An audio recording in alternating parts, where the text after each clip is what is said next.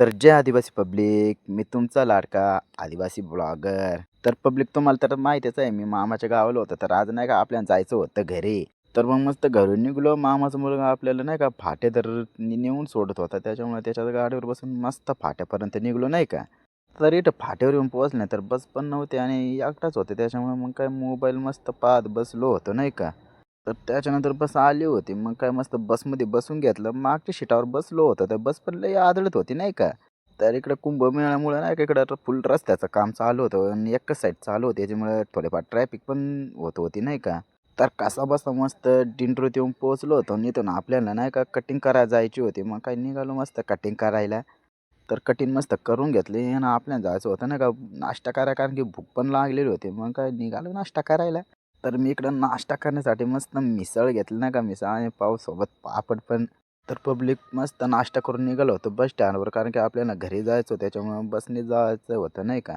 तर इकडे मस्त बस स्टँडवर येऊन पोहोचलो होतो आणि बसला टाईम होता त्याच्यामुळे मग आपण बसून घ्यायचं होतं नाही का आपल्याला एक ठिकाणी. थोड्याच वेळात बस आलेली होती आणि मग काय निघालो आपल्या आपल्या घरी.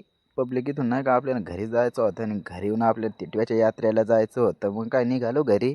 तर घरी आल्यानंतर नाही का थोड्याच वेळात मस्त यात्रेला आलो. पब्लिक पाहिली का आपली हो जबरदस्त पब्लिक नाही का. तर इकडे यात्रेला येता करता संध्याकाळ झाली होती, पण गर्दी काही कमी पडत नव्हती नाही कारण की संध्याकाळची यात्रा राहते. तर इकडे यमराज भाऊ आणि महेंद्र भाऊला गॉगल घ्यायचा होता, पण त्यांनाच उमजत नव्हतं कोणचा गॉगल घेऊ कारण की कलेक्शन खूप होते नाही का. तर इकडे रवी भाऊने कोणाचा गॉगल लावला होता काय माहीत, पण भाई डायरेक्ट जबर दिसत होता नाही का.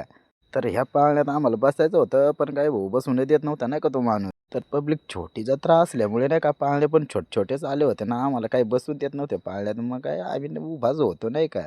जरी जत्रा छोटी होती, पण मग दुकानं आणि खेळण्याची दुकानं तर खूप प्रमाणात आली होती नाही का.